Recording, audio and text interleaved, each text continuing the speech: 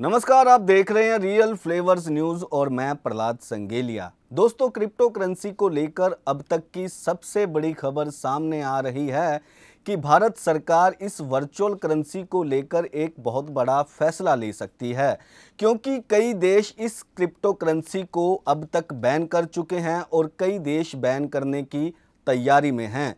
America, China, Japan के बाद तुर्की के सेंट्रल बैंक ने भी अपने देश में खरीद के लिए क्रिप्टो करेंसी और क्रिप्टो एसेट्स के इस्तेमाल पर यह कहकर रोक लगा दी है कि इसके इस्तेमाल पर लोगों को भारी नुकसान होगा।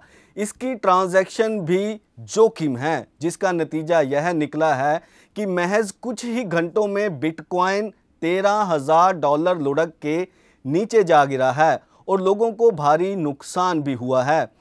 यही नहीं, बिटकॉइन के साथ जो वर्चुअल करेंसी चल रही हैं उनमें भी भारी गिरावट देखने को मिली।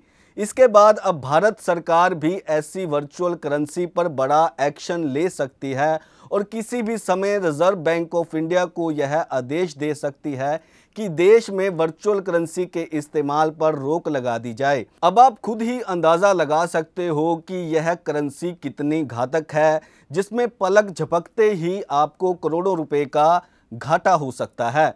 अब आपको बताते हैं कि कैसे कुछ ही पलों में बिटकॉइन की कीमतों में भारी गिरावट आई है। दरअसल इससे पहले 4 जनवरी को एक बिटकॉइन की कीमत $27,734 थी।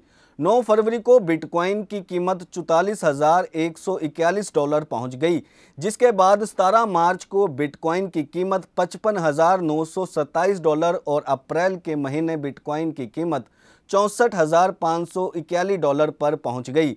जैसे ही तुर्की ने वर्चुअल करेंसी के इस्तेमाल पर बैन लगा दिया तो महज कुछ ही घंटों में बिटकॉइन की कीमत में 14% की गिरावट आ गई और बिटकॉइन $13,000 लुढ़क कर $51,541 पर पहुंच गया, जो कि भारतीय करेंसी के मुताबिक 9,72,868 रुपये का घाटा है। और जो लोग क्रिप्टो करेंसी की ट्रेडिंग का व्यापार कर रहे हैं उन्हें एक ही दिन में, या यूं कह लीजिए कि महज कुछ ही पलों में, लाखों का नहीं करोड़ों रुपए का नुकसान हुआ है। क्रिप्टो करेंसी में गिरावट का एक कारण यह भी माना जा रहा है कि चीन के शिनजियांग इलाके में बिजली गुल होने से बिटकॉइन की कीमत में गिरावट आई है। यह दावा एक वेबसाइट कॉइन मार्केट कैप की तरफ से किया गया है। हाल ही में माइक्रोसॉफ्ट कंपनी के को-फाउंडर बिल गेट्स ने भी एक इंटरव्यू में ये कहा है कि बिटकॉइन में प्रति ट्रांजैक्शन में जितनी बिजली खर्च होती है उतनी किसी और में नहीं। अब आपको बताते हैं कि भारत सरकार क्रिप्टो करेंसी को लेकर क्या बड़ा फैसला ले सकती है। दोस्तों, सबसे पहले भारत सरकार यह भली भांति जानती है कि देश का अरबों खरबों रुपए का काला धन क्रिप्टो करेंसी में निवेश हो रखा है और जिसका कोई भी रिकॉर्ड भी नहीं है। वैसे तो यही एक कारण बहुत है सरकार को जल्द ही कड़ा कदम लेने के लिए।